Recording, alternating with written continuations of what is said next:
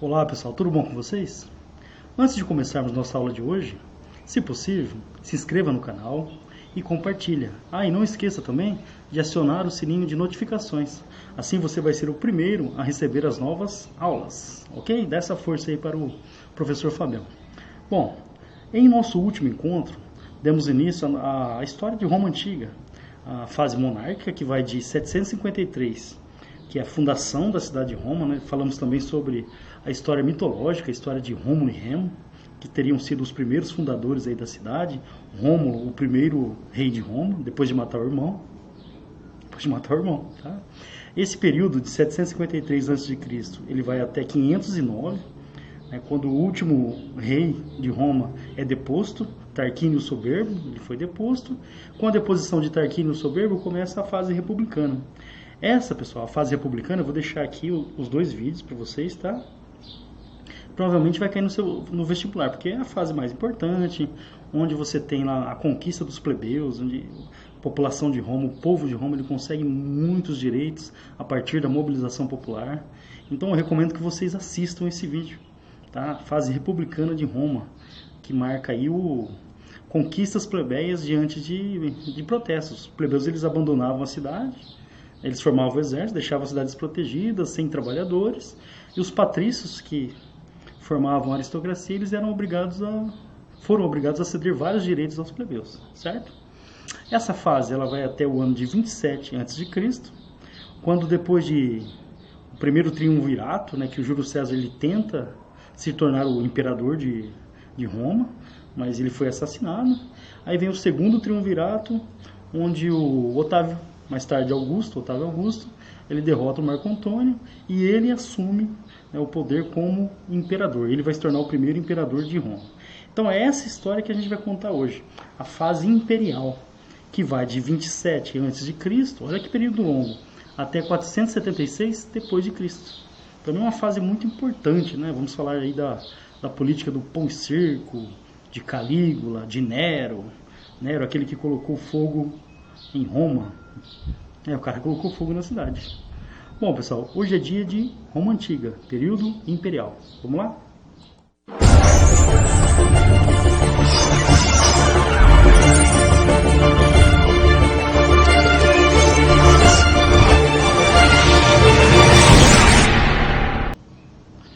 Pessoal, primeira informação importante, já pensando no vestibular. Tradicionalmente, a fase imperial, lembrando, de 27 a.C.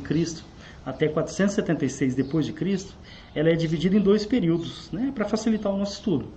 O Alto Império, que é o período do auge econômico, é um período aí de uma certa tranquilidade social, econômica, aumento do comércio, fortalecimento do exército, centralização política na mão dos imperadores. Então esse é o auge do Império, ele vai até ali o século III. E temos o Baixo Império, que é a fase de decadência, que é a fase aí que vai levar à queda do Império Romano do Ocidente. Outra coisa importante também, né, pessoal, que o Império Romano que vai cair em 476 é o do Ocidente. Teremos ainda mais praticamente 1000 anos do Império Romano do Oriente. Tá? A gente vai contar isso em uma outra oportunidade, em uma outra história. Certo? Então, tradicionalmente dividimos a história do Império Romano em dois períodos. Alto Império, que é o auge, o apogeu, e o Baixo Império, que é a fase de decadência do Império Romano do Ocidente. Não esqueçam disso. Bom, outra coisa importante. Quem vai ser o primeiro imperador de Roma? Então, Otávio Augusto, na disputa lá com Marco Antônio, principalmente, ele vence a disputa e acaba assumindo o poder, centralizando o poder em suas mãos, dando início ali à fase imperial em 27 a.C. Aí detalhe importante, o Otávio ele assumiu o trono, ele assumiu o poder, centralizou os poderes na mão dele e ele acabou com as instituições republicanas? Atenção a isso, a resposta é não. O Senado, ele continuou existindo. Não só o Senado, todas as outras instituições republicanas, a estrutura republicana, ela permaneceu. Mas então qual que é a diferença? A diferença agora é que o imperador, ele vai centralizar nas mãos dele as principais decisões. Mas então você tem uma estrutura que é apenas figurativa, aparente. Quem concentra mesmo o poder, quem toma as decisões importantes é o imperador. Lembrando que esses imperadores, eles serão todos generais do exército romano. A gente divide esse período em várias dinastias, tá? A dinastia do Otávio é a dinastia Júlio-Claudiano. Aí eu separei aqui dois personagens para vocês, ó, dois imperadores dessa fase, o Calígula e o Nero. Tem até aqui a imagem deles para vocês, ó. O Nero é o da esquerda, o Calígula é o da direita. Bom, esses dois personagens eles são famosos, tá? Por algumas coisas que fizeram durante sua vida, algumas coisas um pouco exóticas, tá? Por exemplo, o Calígula, ele ficou conhecido por ter muitos conflitos com o Senado, tá? E ele tinha um cavalo que ele adorava. O nome desse cavalo é Incitatus, ok? O cavalo Incitatus, que é o cavalo do Calígula. E em certo momento, lá na disputa com o Senado, briga com o Senado, ele gostava tanto desse cavalo, o seu bichinho de estimação, que ele queria, né, nomear o cavalo, o Incitatus, como cônsul. Lembrando que cônsul era um cargo da República Romana equivalente a presidente, por exemplo, assim, um administrador, tá? Então ele queria nomear o seu cavalo, o Incitatus, como cônsul. Ó, malucão. Aí o Nero, ele é acusado, tá, pessoal, de ter colocado fogo em Roma. Ele teria mandado colocar fogo em Roma e acusou quem? Acusou os cristãos, né, para iniciar ali uma perseguição em relação aos cristãos, seguidores de uma nova religião que estava surgindo na época, que a gente vai tratar daqui a pouco. Então, dois personagens aí importantes e exóticos dessa dinastia. Todos os imperadores, eles eram generais. Então, a fase imperial é marcada o quê? Pela importância do exército. O exército se torna uma instituição muito importante dentro da estrutura de Roma, tá? A principal instituição, o exército, aquele responsável pela proteção e pelas conquistas também. Não precisa nem falar que os generais também ganham muita importância, tá? Lembrando que os imperadores, eles são generais, os primeiros comandantes de todo o exército romano. Essa fase é marcada aqui pela expansão territorial. Foi na fase imperial que Roma chegou ao seu auge em relação ao tamanho do seu território. Aí dá uma olhada que eu separei o mapa para vocês. Olha isso, ó. Tudo que está em verde no mapa foi expansão da época do período republicano. O que está em marrom é a expansão da época do período imperial. Então foi no período imperial, na fase imperial de Roma, que o seu território atingiu a sua maior extensão, tá? Aí uma coisa importante, que isso vai cair no vestibular. As guerras de conquista, as guerras de expansão, pessoal, se quiserem printar a tela, essa parte é muito importante, ó. Elas traziam o que para Roma? Traziam riquezas dos povos dominados, os impostos dos povos conquistados, tá? E uma coisa muito importante, escravos. Com a expansão do Império, a partir da República, inclusive, a quantidade de escravos que chega em Roma, a quantidade de escravos adquiridos é gigantesca. Roma passa a se tornar o quê? Uma sociedade escravista, uma sociedade que dependia basicamente do trabalho escravo. Então, com a expansão na fase imperial e também na fase republicana, o escravo ele se torna a principal mão de obra de Roma. A estrutura escravista é a estrutura produtiva de Roma. Isso vai ser muito importante para a gente entender depois a decadência. Vou até repetir essa parte, ó. A expansão territorial, além das riquezas, né, dos saques que eram feitos nas cidades dominadas, dos impostos que os povos dominados pagavam, você tinha também o quê? Uma grande quantidade de escravos. Lembrando que a maioria absoluta dos escravos desse período eram escravos prisioneiros de guerra, aqueles que eram capturados durante as guerras, ok? Outra coisa importante, os imperadores eles tentaram agradar a população de diversas formas, nessa fase principalmente. Soldados veteranos receberam terras nas áreas mais distantes, por exemplo, nas fronteiras do império, tá? Uma forma de agradar aí os soldados. Uma característica muito importante dessa expansão é a chamada romanização, para tudo. Olha só, os povos dominados eles eram obrigados a seguir a cultura romana, a imposição do latim, tá? Mais tarde a imposição religiosa também. Isso vai promover o quê? Uma união cultural na região, facilitando o domínio. Então o latim, por exemplo, em Portugal vai dar origem ao português, vai dar origem ao espanhol na Espanha, vai dar origem ao francês. Então, uma das características de Roma, no seu processo de expansão, era a romanização dos povos conquistados. Os povos conquistados, eles absorviam a cultura romana, às vezes pela imposição, né, pela imposição religiosa, por exemplo, da língua, né, o que facilitava o controle. Então, romanização dos povos conquistados. Os povos dominados, eles acabavam seguindo a cultura de Roma. Lembrando que isso é muito importante para a gente aqui no Brasil. Roma dominou a região onde hoje é Portugal. O latim deu origem ao português e o português acabou chegando aqui através dos portugueses na expansão marítima. Olha só, né? O mundo faz sentido. Bom, os povos dominados, aqueles que não resistiam à dominação, né, que acabavam aceitando o domínio romano, porque era muito difícil resistir ao exército romano, eles acabavam sendo beneficiados com a estrutura, com os grandes prédios. Então Roma também agradava os povos dominados, principalmente as elites, né, com os benefícios que a estrutura imperial poderia oferecer. Já os povos que resistiam à dominação, esses eram massacrados, né, com ferocidade aí pelo exército romano. Tá? Bom, outra coisa importante desse período são as grandes obras, tá? Então, um período marcado por grandes obras. O Coliseu, por exemplo, que seria a principal arena, né, dos gladiadores. A Roma vai ganhar uma rede de estradas muito importante, as famosas estradas romanas. Muitas delas partiam de Roma, e foi daí que surgiu esse ditado que está em verdinho ali, ó. Todos os caminhos levam a Roma. De onde veio esse ditado? As estradas romanas, elas partiam da cidade principal, da capital de Roma, e ligavam todo o império. Professor, por que isso é importante? Facilita o comércio, facilita a mobilização de tropas, certo?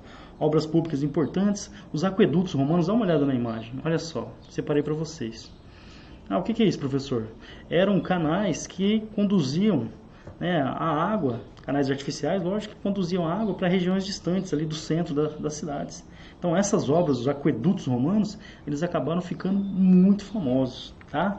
É um período, como o império era muito grande, tinha estradas, tinha segurança, tinha um governo centralizado, tinha moeda, tudo isso facilitava o quê? A atividade comercial. Então o mar Mediterrâneo, ele virou o quê? O palco do comércio romano. Então as cidades eram interligadas através de estradas ou através de navios que circulavam pelo mar Mediterrâneo. Uma época então de intenso comércio. E se a gente tem muito comércio, a gente tem muita riqueza sendo produzida também. É um período de incentivo à cultura. Olha que legal, pessoal, incentivo à cultura, às artes. E um ministro dessa época, ele ficou famoso por isso, tá? Por uma espécie de ministro da cultura da época, tá? Caio Mecenas, que vai incentivar a produção cultural, né? Principalmente baseada na cultura grega. Tudo bem, pessoal? Então, o incentivo à cultura também é uma característica desse período. Quando você estudar sobre renascimento cultural e científico, lá na Itália, por exemplo, né, no final da Idade Média, os comerciantes que financiavam os artistas, eles eram chamados de mecenas. Comerciantes ricos que patrocinavam os artistas. Esse nome mecenas é por causa desse rapaz aí, o Caio Mecenas, uma espécie de ministro da cultura, né, que incentivou a cultura na fase do auge do Império Romano. Tudo bem? Agora, para tudo. Política do pão e circo. Até separei no slide separado. Pode printar a tela, pessoal. Isso aqui vai cair no vestibular para você, tá? Normalmente, dessa fase, é o que cai. Uma das coisas, né, pessoal? Mas essa é muito importante. Olha só. Política do pão e circo. Acho que o termo até é óbvio demais. Pão, comida. Circo, diversão. Ora, Roma tinha uma desigualdade social tremenda. Então você tinha toda aquela estrutura social, né, os patrícios privilegiados, os plebeus, a classe intermediária e os escravos que não tinham direitos.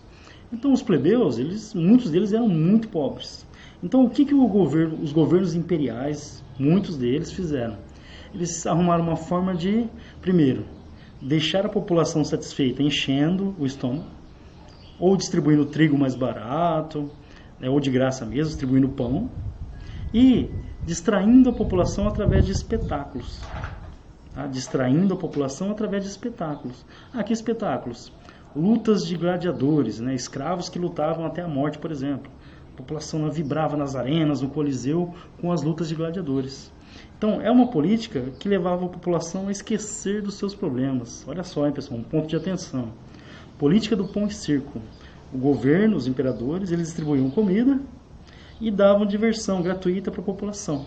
A comida sustentava, então tirava a fome, e o circo divertia, fazia esquecer os problemas, esquecer as questões sociais, esquecer talvez até a luta por direitos. Tá? Então a chamada política do pão e circo. Muitos imperadores ganharam popularidade enorme. E lá, o imperador, o que ele está fazendo? Ele está distribuindo comida, então está enchendo o estômago, e está distribuindo diversão. Tá? Mas isso tinha um objetivo, é manter a população sob controle, manter a plebe sob controle, distribuindo comida e também diversão gratuita. Marcaram essa, pessoal? Muito importante. Toda outra, já pode printar também. Todo esse período de auge, né, então expansão territorial, aumento da quantidade de escravos, as riquezas das conquistas, o aumento do comércio, o incentivo à cultura, foi um período de muito enriquecimento. Aí você tem a política do pão e circo, que vai manter a população alimentada e distraída, divertida, ela está se divertindo, ela está distraída. Tudo isso, né, todo esse período, ele é marcado por uma certa paz, uma certa tranquilidade. Tá? Tanto externa, porque Roma termina a sua expansão, né, a expansão territorial ela termina, então você não tem mais as guerras de conquista, só a proteção das fronteiras, e interna, porque você tem uma tranquilidade social que foi garantida pela riqueza que as conquistas trouxeram. A escravidão, né, os saques que eram feitos, os impostos dos povos dominados. Então, é o período da chamada paz romana. Período de tranquilidade social, certa tranquilidade social, né, pessoal? Lógico que sempre tinha alguma coisa, mas é um período marcado por uma certa tranquilidade social. Repetindo, o que foi a Pax Romana, ou Paz Romana? Um período, né, no período do auge do Império, esse período ele foi marcado por uma certa tranquilidade social que veio do crescimento econômico. E parte desse crescimento econômico ele foi causado pelas guerras de conquista, né, pela escravidão que era mantida pelos escravos que eram capturados nessas guerras. Tá? Paz romana. Muito importante que a gente não pode esquecer desse período, né, da chamada fase imperial, é o surgimento do cristianismo. Pessoal, não precisa nem falar a importância que o cristianismo tem para a cultura ocidental. O cristianismo é uma das bases da cultura ocidental, da cultura americana, tá? E toda essa história ela começa dentro do Império Romano. Não em Roma em si, mas em uma região que era dominada por Roma, tá? O cristianismo ele surge na região da Palestina, antiga Canaã, okay? Que seria lá a terra prometida dos judeus. E o que vai acontecer, pessoal? Essa religião que surge, os valores dela, os valores pregados por Cristo, eles não batiam, né, com os valores romanos. Então vai começar a haver um choque aí. Está surgindo uma nova religião. Essa religião ela prega coisas que não batem com as crenças romanas ou com a ideia que os romanos tinham de sociedade. Por exemplo, tá ali, ó, os cristãos eles pregam o monoteísmo, assim como os judeus, tá? Então o judaísmo prega o monoteísmo, é a crença em um único Deus, os cristãos também. Já os romanos eles eram politeístas, eles acreditavam na existência de vários deuses. Outra coisa importante é o discurso de igualdade dentro da doutrina cristã, né? Igualdade. Quando você analisa a sociedade romana, ela tem na sua base a desigualdade, afinal tinha escravidão. Os patrícios no topo, os plebeus na camada intermediária e uma sociedade escravista. Você não tem igualdade na base, não é isso? E outra coisa, mas essa é fundamental. Os cristãos eles não reconheciam os imperadores romanos como divinos.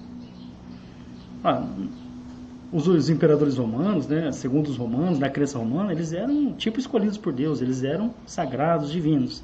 Os cristãos eles não aceitavam isso. Então eles não consideravam os imperadores romanos como sagrados, como divinos. Tá? Então essa religião ela começa a crescer, se expandir e começa a incomodar os imperadores.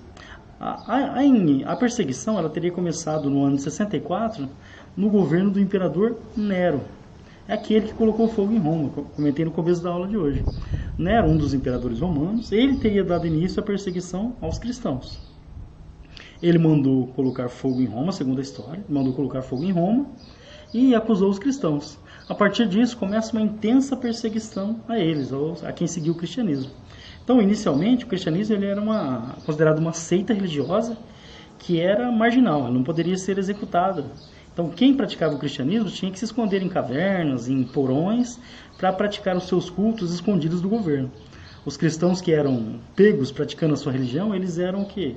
Executados, ou eles eram jogados lá nas arenas dos gladiadores. Então, pessoal, uma coisa muito comum desse período era isso. Você tinha lá o Coliseu, você capturava cristãos, seguidores de uma religião proibida, uma religião que estava incomodando, mas incomodando por quê? Pregava igualdade, não acreditava que o imperador era um deus, era divino. Então, essa religião, o crescimento dela estava incomodando e ameaçando, de alguma forma, o poder dos imperadores, que passaram a persegui-los com Nero, tá? Que colocou fogo na cidade e culpou os cristãos. Olha que sacanagem, né? Bom, Aí, uma das formas de punir os cristãos era colocá-los na arena e liberar, por exemplo, leões, tigres, que atacavam os cristãos e eles eram devorados enquanto a plebe vibrava, né, com aquela cena de sangue e tudo mais. Mas o que acontecia?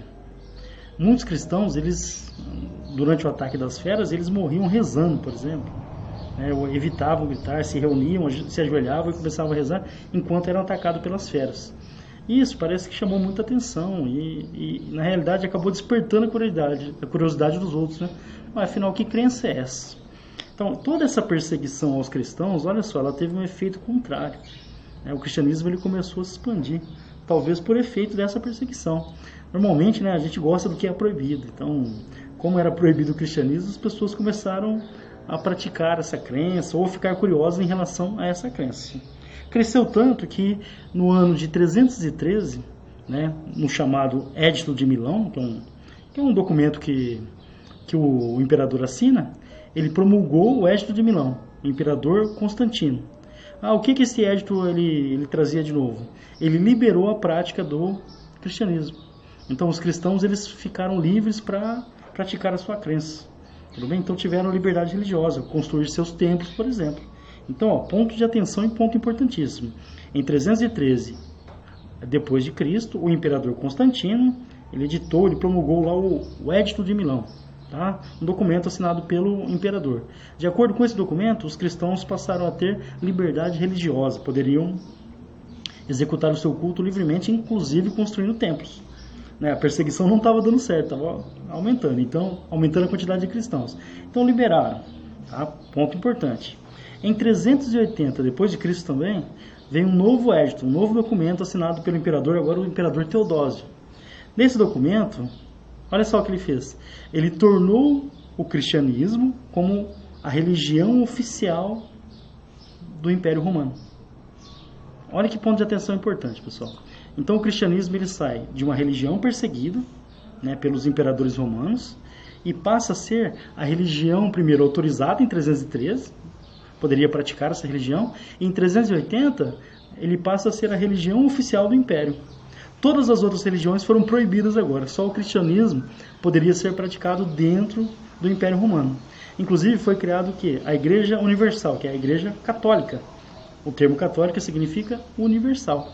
Essa passa a ser a igreja do Império Romano e todos que viviam no Império deveriam seguir o cristianismo. Olha que história interessante, pessoal. Então o cristianismo, né, a sua expansão ou não, ela acabou sendo decidida pelos imperadores romanos. Né? De religião perseguida, ela passa a ser a religião oficial do Império no ano de 380, com a criação da Igreja Católica. Lembrando que o termo católico significa universal. E lembrando também, né, pessoal, o cristianismo ele vai se transformar num fator de união cultural. Vai ser muito importante na Idade Média, na expansão, né, em relação ao continente americano também. A gente vai ver isso depois. Bom, agora a gente chegou na fase do Baixo Império. Se o Alto Império é o período de auge econômico, auge comercial, auge social, o período da Pax Romana, tranquilidade social, o Baixo Império é o período de decadência. Então, pessoal, normalmente é assim, né? Tem um auge, chega no topo e de repente tem uma queda. É o que vai acontecer também com o Império Romano. Aí, basicamente, a explicação aqui é simples, ó. Se o auge do Império ele foi causado pela política expansionista, os escravos que vinham das conquistas, os tesouros, as riquezas, os impostos dos povos dominados, quando a expansão termina, primeira consequência, a quantidade de escravos começa a diminuir muito.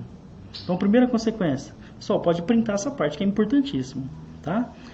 A quantidade de escravos começa a diminuir. Ora, se os escravos, para tudo, ó, se os escravos eles eram a base produtiva de Roma, se eu tenho uma menor quantidade de escravos, quer dizer que minha produção vai cair. Tudo bem? Então lembrando, ó, a base produtiva, a estrutura produtiva de Roma era baseada na escravidão. Com a diminuição da quantidade de escravos, a mão de obra está diminuindo e o preço do escravo começa a aumentar. Aí você vai ter o quê? A diminuição do número de escravos vai gerar crise econômica que vai diminuir o comércio. Tá? A gente vai ter também uma crise na produção de alimentos, levando inclusive alguns imperadores a congelar os preços. Ela não pode aumentar o preço dos alimentos para tentar manter a plebe controlada. Então, uma grave crise econômica causada basicamente pelo fim do expansionismo, que causou a diminuição na quantidade de escravos, levando a essa crise econômica. Outra coisa importante, ó, se a atividade econômica diminui bastante, diminui também a quantidade de impostos. Olha só, um exemplo atual. A gente está passando pela pandemia do coronavírus, né? Então, assim, a atividade econômica, muita coisa fechada. O governo, ele arrecada menos impostos, porque a atividade econômica diminuiu, e também tem menos dinheiro para investir. Vai acontecer em Roma também. É lógico que toda essa crise também chegaria na política. A disputa pelo poder aumenta, né, gerando várias tensões entre o Senado, entre os imperadores. Outro ponto importante, com a falta de dinheiro, né, para pagar os exércitos, o que Roma começou a permitir? Alguns povos que eles chamavam de bárbaros. O bárbaro para os romanos era todo estrangeiro. Então todo mundo que vivia fora de Roma não era civilizado, ou seja, vivia mais como animal do que como um ser humano. Então o que os romanos passaram a permitir? A barbarização, guarde o termo, está em verdinho, ó, barbarização do exército. Estrangeiros passam a ser utilizados para proteger as fronteiras romanas. Então os povos, eles eram autorizados a viver dentro do império, aproveitando toda a estrutura, as estradas, os prédios, toda a rede de comércio, porém esses povos eles eram obrigados a proteger as fronteiras. Então esse fenômeno, né, político em Roma, ele é conhecido como barbarização do império, a autorização de povos estrangeiros, né, para viverem dentro do Império Romano, desde que eles protegessem as fronteiras. Lembrando, a gente vai usar daqui a pouco, bárbaro é como os romanos chamavam todos os povos estrangeiros, que na visão deles eram pessoas menos evoluídas do que eles, ok? Uma visão preconceituosa em relação aos outros povos. Bom, diante da crise, vem as reformas. Olha só, a primeira tentativa foi do imperador Diocleciano. Ele vai tentar dividir o império. Se está difícil administrar porque é muito grande, é verdade, o Império Romano era gigantesco, né, ia da Ásia até a Inglaterra, até a Península Ibérica, pegando o norte da África, gigantesco. A ideia que o Diocleciano teve foi dividir o império numa tetrarquia. Olha só aqui o mapa. Ó. Uma tetrarquia significa o quê? 4 administradores, 4 generais que vão administrar o Império Romano. Aí está aqui, ó, em amarelo os territórios de Constâncio, em verde os territórios de Maximiano, em roxinho aqui, né, os territórios de Galério, e essa maior parte aqui, mais a leste, os territórios de Diocleciano, certo? Então, o território romano, diante da crise, né, qual foi a ideia do imperador? Eu vou dividir o território em 4 regiões administrativas para facilitar a sua administração. Não deu certo, ok? Uma outra tentativa aconteceu no ano de 395, essa é muito importante. O imperador Teodósio, tá? Ele vai dividir o Império Romano em 2 grandes regiões, certo? Em 2 grandes regiões, o Império Romano do Ocidente e o Império Romano do Oriente. Olha só, hein, pessoal, Império Romano do Ocidente e Império Romano do Oriente. E é assim que o Império vai ficar, ó. Dá uma olhada. O Império Romano do Ocidente aqui em verdinho, com capital em Roma, e o Império Romano do Oriente com capital em Constantinopla. Tá? Essa é a divisão do Império. De novo, foi uma tentativa de facilitar a administração, um território muito extenso. Então, como o território é muito extenso, você divide o território e facilita ali a sua administração. Tá? Mas não adiantava. A estrutura do Império Romano do Ocidente estava toda deprimida, né, pessoal? Ou seja, toda a estrutura administrativa, os exércitos estavam enfraquecidos. Isso facilitou o quê? A chegada dos chamados povos bárbaros, que a gente vai chamar na história, tá, pessoal, de as invasões bárbaras. O Império Romano ele passa a ser invadido por povos que vieram do norte. Entre eles, né, os chamados hunos, godos, visigodos, ostrogodos, uma série de povos que vieram da região norte da Europa que acabaram destruindo aí o Império Romano do Ocidente. Lembrando, houve uma desestruturação, a economia entrou em depressão, os exércitos enfraqueceram, tudo isso levou à ruína do Império Romano do Ocidente, que foi invadido pelos chamados povos bárbaros. A minha curiosidade, tá, pessoal, muitos desses povos, os hunos principalmente, eles viviam basicamente sobre seus cavalos. Segundo as pesquisas, alguns até dormiam sobre os cavalos, desciam do cavalo só quando era estritamente necessário. Tá? E dizem que, por exemplo, quando eles cortavam alguma carne de algum animal, eles colocavam sobre o cavalo, debaixo da sela, e seguiam a viagem. E o suor do animal e do próprio guerreiro, do bárbaro, eles acabavam salgando essa carne que era consumida por esses estrangeiros aí que chegaram no Império Romano. Tá? uma característica aí desses povos que eram vistos pelos romanos como selvagens, como bárbaros, ok? Bom, o último imperador romano foi Rômulo Augusto. Ele foi deposto pelo rei bárbaro Odoacro, né, o líder de uma tribo bárbara, Odoacro. Ele colocou fim, invadiu Roma e colocou fim ao Império Romano do Ocidente. Esse fato, pessoal, ele é muito importante porque ele é utilizado, né, tradicionalmente para dividir a história. A queda do Império Romano do Ocidente marca o fim da Antiguidade, da Idade Antiga, e dá início a uma nova fase da história. Lembrando, pela visão europeia, a Idade Média. Ah, professor, mas por que usaram esse fato para dividir a história? É que a partir da queda do Império Romano, no ano de 476 d.C., muita coisa mudou na Europa. A vida foi totalmente alterada. Por exemplo, saem as grandes cidades e a sociedade ela vai se ruralizar em comunidades isoladas. Sai o poder centralizado nas mãos do imperador, por exemplo, e o poder ele vai ficar fragmentado na mão de vários reis.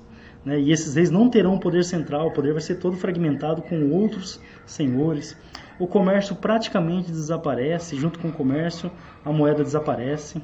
A Igreja Católica, que foi criada dentro do Império Romano, ela acaba se tornando um fator de união cultural.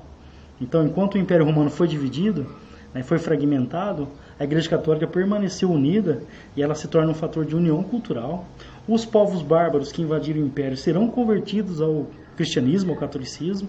Então a Igreja Católica ela permanece como fator de união cultural e vai assumir um grande poder durante a chamada Idade Média. Tudo bem, pessoal? Então, essa é a nova fase. É uma fase que tem início com a queda do Império Romano do Ocidente. Se a gente for contar o outro império, o Império Romano do Oriente, ele vai ainda até 1453, né, quando ele é dominado pelos turcos otomanos. Só que isso vai ser uma outra história. Tudo bem, pessoal? Bom, finalizamos aqui nosso estudo sobre a Roma Antiga, passando pela monarquia, pela república, e chegamos até a fase final do Império Romano do Ocidente, né, com a sua queda e a sua invasão pelos chamados povos bárbaros. Ponto importante, bárbaro é o nome dado pelos romanos a todos que eram estrangeiros, que na visão dos romanos não eram evoluídos como eles, tá? Viviam mais como animais do que como seres humanos, certo? Então é um termo pejorativo, é tipo um bullying, uma espécie de xenofobia em relação aos estrangeiros, certo?